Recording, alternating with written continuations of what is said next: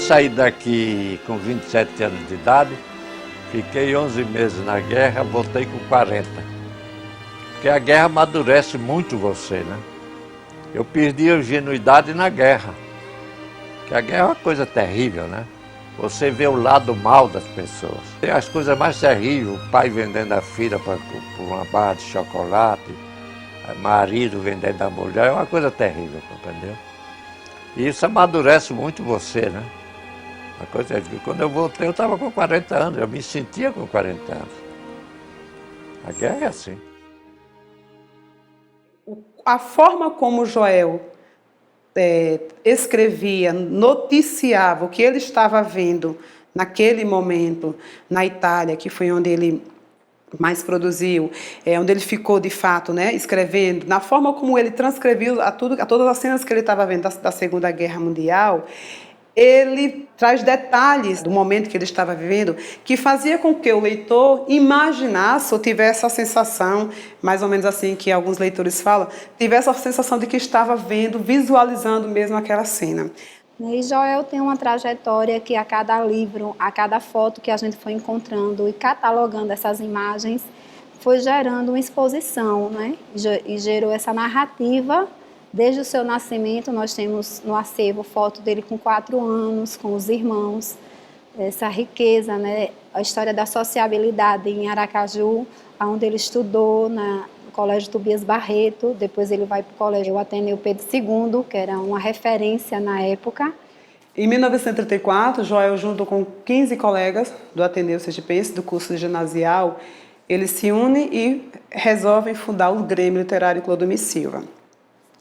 Motivados pelo que estava acontecendo no cenário educacional do país naquele momento, era uma prática muito comum entre os estudantes do ensino secundário, fundarem seus grêmios, produzirem seus jornais. Então, ele, motivado a todo esse cenário que acontecia naquele momento, ele começa a se reunir com os colegas antes mesmo do ano letivo começar e decide criar esse grêmio e levar a proposta para o diretor, à época Joaquim Vieira Sobral. Eles criam o jornal A Voz do Ateneu. Nesse jornal, Joel não só é secretário, como também o próprio Joel é um dos principais redatores de jornais. Então, eu, como pesquisadora do Grêmio Literário Clodomir Silva e do próprio Joel Silveira, eu digo que Joel iniciou seus passos na imprensa, como profissional da imprensa, nesse jornal estudantil. E mais em 1937, ele mesmo na Faculdade de Direito, ele manda um poema para ser publicado, A Voz do Ateneu, que chamava-se Quantos Caminhos Há no Mundo? Talvez seja o grande desafio da vida dele, né? Quantos caminhos há no mundo? Ele escreve em homenagem a seu irmão Paulo. Velas enfumadas. Velas. Velas que vão, velas que chegam. Velas que voltam com o ar vencido das rotas perdidas. Quantos caminhos há no mundo? Sol. Há no mar um alvoroço de cristais partidos. O homem loiro diz que na sua terra a neve cai e que há meninos vestidos de lã pelo gelo liso. A mulher de olhos grandes canta uma dolência triste. Velas chegarão sempre, trazendo figuras estranhas, homens loiros, mulheres de olhos tristes como o ronco de um navio. Quantos caminhos há no mundo? O tombadilho é um mundo pequeno, alaúdes, violas, violinos, tenores e sopranos. As lágrimas se misturam com a luz do sol e ficam brilhando na manhã clara. A quilha enorme tem o poder de abrir no mar nova estrada, novo caminho. O homem loiro espalma as mãos sobre os olhos. Olha a serra, olha um novo mundo. Aleques verdes acenando. Quantos caminhos há no mundo? Na imprensa carioca, o Joel ele começa a trabalhar primeiro como datilógrafo, que é na revista Ferrovia. E a partir dessa revista ele vai começar a circular, a conversar com as pessoas, com os profissionais da área, e ele em meio daquela atmosfera jornalística, como ele bem fala, ele começa a cada vez mais se encantar com o mundo da imprensa, se encantar mais, como ele já disse, como ele mesmo dizia, que ele já era encantado na vida de estudante dele pelo jornalismo. E ali ele começa a produzir, ele começa a datilografar as matérias dos jornais e nesse momento ele também resolve publicar a novela O Desespero, que ele ganhou o prêmio como estudante aqui em Sergipe. Ele resolve publicar essa novela, quer dizer, colocar a novela O Desespero para publicação na revista Vamos Ler.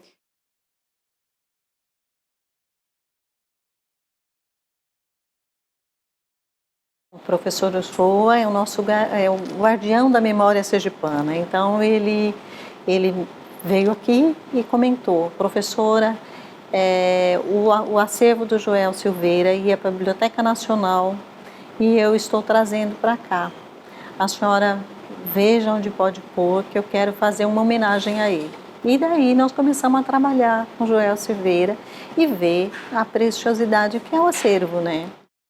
Dentro desses livros ainda tem a outra parte também, a parte textual, iconográfica. Todo esse material foi devidamente preparado, né, catalogado, e a parte iconográfica que mereceu o maior cuidado, porque passou por um processo de limpeza e conservação. A restauração, como a gente chama de passe-partout, aquela parte das fotos, a limpeza das imagens, né, a higienização, na verdade, desse material, né? Tem material de mais ou menos 80 anos, então passou por um processo de conservação.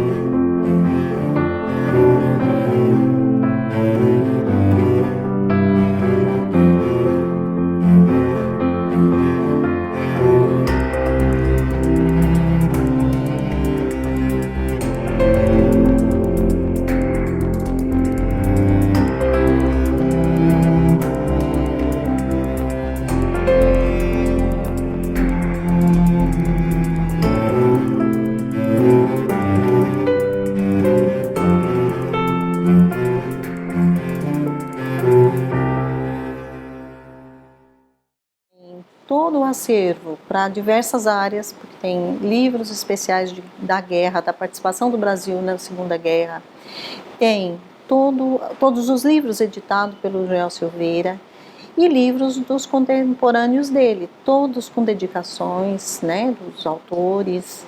E também nós tivemos o apoio do Instituto Histórico e Geográfico de Sergipe, que abriu a sua hemeroteca, e nós pesquisamos esse material para juntar a documentação existente.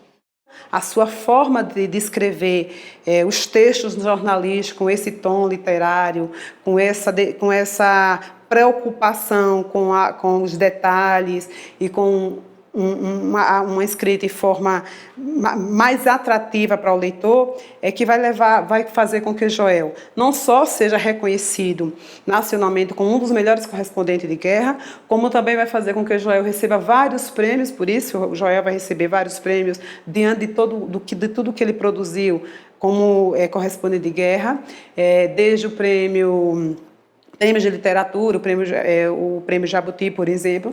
Então ele entra e é a partir daí que ele começa a ganhar visibilidade entre os seus pares e também visibilidade da literatura. Nós priorizamos na exposição contar essa história, construir uma narrativa, porque é muito fácil falar dele, mas a cada livro a gente vai descobrindo uma coisa. E como tem muita coisa escrita, o importante foi ter acesso a essa documentação. E tudo que a gente construiu foi através disso e do próprio depoimento dele nos livros, principalmente o livro Tempo de Contar, que é o nome da exposição, que foi assim a base mesmo da construção. E também alguns documentários, principalmente o documentário Garrafas ao Mar, A Víbora Manda Lembranças, de Geneton Moraes, que foi em 2013. Em Aracaju eu fui secretário da Cultura. E eu sou agnóstico. Dom Luciano Cabral Duarte, arcebispo de Aracaju, cultíssimo, uma prosa maravilhosa, era a pessoa com quem eu conversava. Nem eu falava de mulher, nem ele falava de Deus. A gente se dava mil maravilhas. Queria ser o Papa e o diretor do Louvre. Eram os dois bons empregos que eu queria. Mas Papa velho, né? Não se interessa mais por mulher. Vocês calculou que emprego fantástico é ser diretor do Louvre? Está ali dormindo com Cézanne, com Renoir, com Van Gogh. Que maravilha! Nós temos dentro desse acervo realmente uma relíquia, que é um bilhete que de Cavalcante manda para ele, no ano que ele morre, em 1976, falando sobre o trabalho que ele ia publicar posteriormente, que infelizmente não conseguiu publicar, mas a filha depois deu continuidade. Ele manda um bilhete para Joel, falando sobre esse trabalho dele que ele estava fazendo sobre o Catete, o local onde ele morava. Bilhetes de Drummond também, né, uma riqueza para a gente contextualizar o período, tanto no contexto literário, intelectual, né, as conexões jornalísticas também que ele fez nessa época. Os bilhetes também de Jânio Quadros, tem também no acervo, né. Rubem Braga, que mandava um bilhete para ele e dizia: estou mandando esse material, deu um jeito sergipano.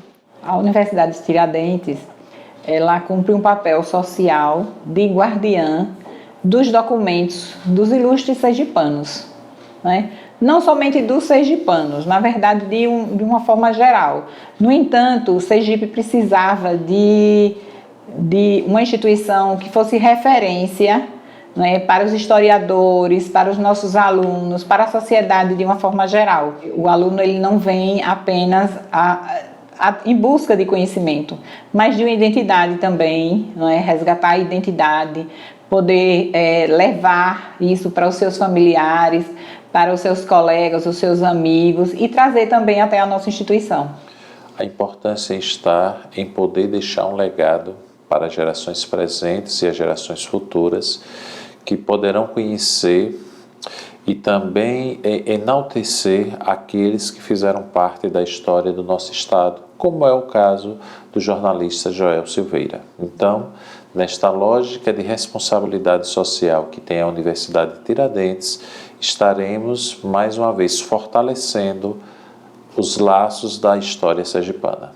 Tenho certeza que Joel padece de mais estudos, é um expoente da história do jornalismo brasileiro, é um expoente da nossa literatura, precisa ser mais investigado, precisa ser mais estudado. Como é bom a gente saber que nós temos no cenário nacional a figura de um sergipano que tão bem representa e que tão bem é lembrado e que recebeu vários prêmios pela sua escrita, pelo seu trabalho e pelo seu compromisso com a escrita na imprensa. Se você fosse um jovem hoje, qual seria a profissão? Jornalista.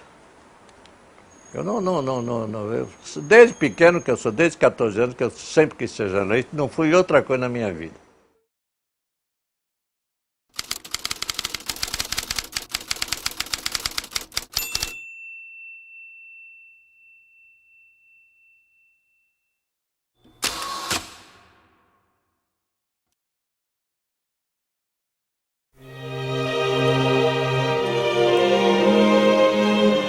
Ainda na manhã do dia 10 de abril, um sábado, estive no cemitério central de Bogotá, em afazer de repórter, para ter uma ideia aproximada do saldo de mortos deixado pela explosão popular.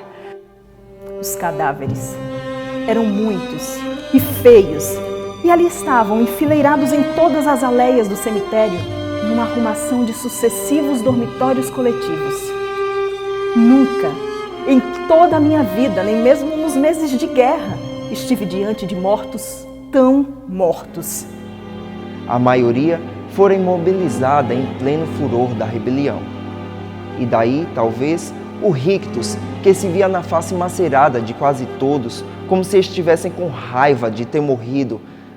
Somente aquele menino, não mais de 8 anos, morrera cândido, de olhos abertos, um começo de sorriso nos lábios. Os olhos vazios fixavam o céu de chumbo, e as mãos, de unhas sujas e compridas, pendiam sobre a laje dura, como os remos inertes de um pequeno barco. O barco fora surpreendido pela tempestade, havia perdido o leme, mas ficara boiando sobre as águas, sem afundar. Foi a impressão que me deu aquele menino. A impressão de que não havia morrido de todo.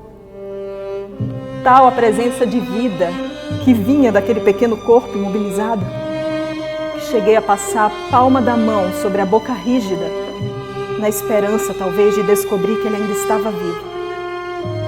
Não estava. Apenas não havia chegado a compreender direito o que de fato acontecera. Que frio é este? Perguntavam os lábios gelados. E por que tanta escuridão?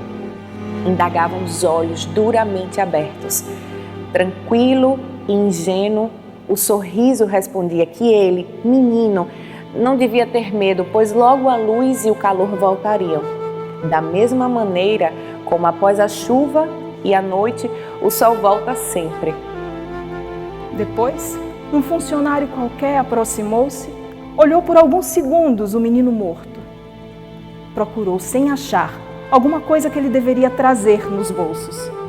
Tentou, em seguida, fechar com os dedos os olhos abertos, mas não conseguiu. Abertos e limpos, os olhos do menino morto pareciam maravilhados com o que somente eles viam, com o que queriam ver para sempre.